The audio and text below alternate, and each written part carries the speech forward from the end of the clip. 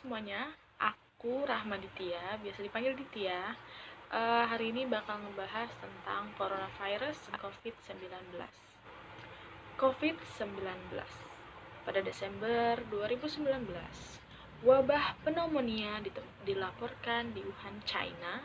Pada tanggal 31 Desember 2019, wabah ini ditelusuri ke jenis virus corona baru yang diberi nama sementara 2019 nCoV oleh Organisasi Kesehatan Dunia, kemudian berganti nama menjadi SARS-CoV-2 oleh Komite Internasional tentang Taksonomi Virus. Beberapa peneliti telah menyarankan bahwa pasar grosir makanan laut Huanan mungkin sumber asli penularan virus ke manusia. Per tanggal 7 April 2020, setidaknya ada 1.352.266 kasus yang dikonfirmasikan dan lebih dari 75.200 kasus yang dinyatakan meninggal dunia. Sedangkan yang sembuh berjumlah 200.087.600. Strain Wuhan telah diidentifikasi sebagai strain baru beta coronavirus dari grup 2B dengan sekitar 70% kesamaan genetik dengan SARS-CoV.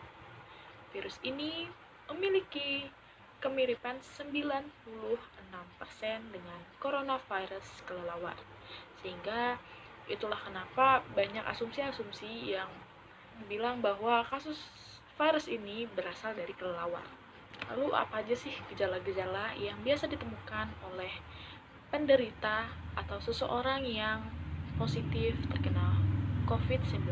Yaitu ada batuk, demam tinggi, lemas, sakit tenggorokan, demam, dan kesulitan bernafas, biasanya pada kasus yang parah. Lalu apa sih coronavirus? Coronavirus adalah sekelompok virus terkait yang menyebabkan penyakit pada mamalia dan burung.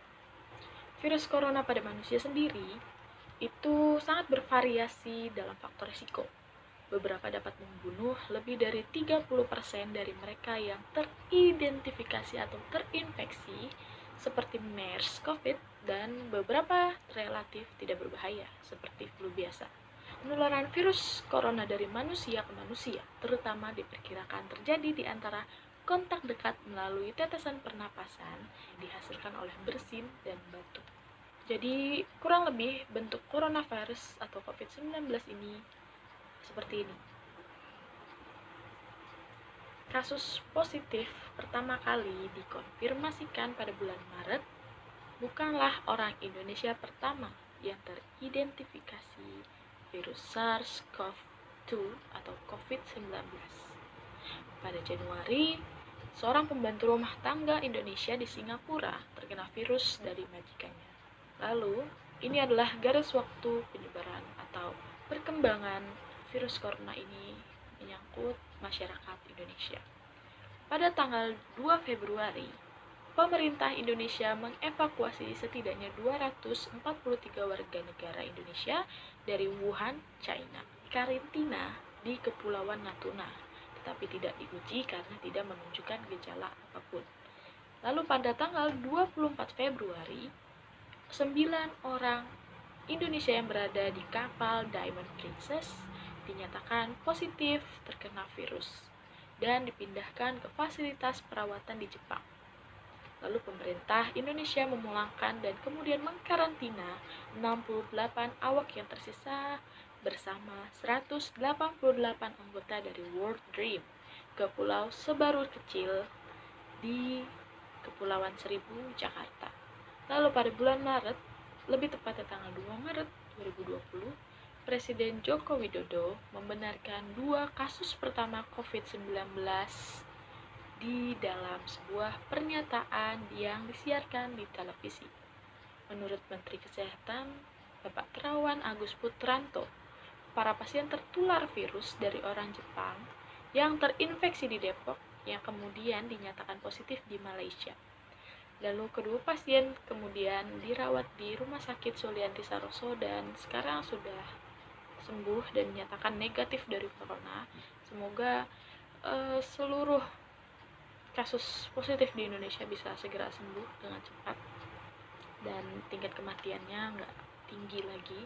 Pertanggal 7 April diumumkan kembali perkembangan virus COVID-19 ini.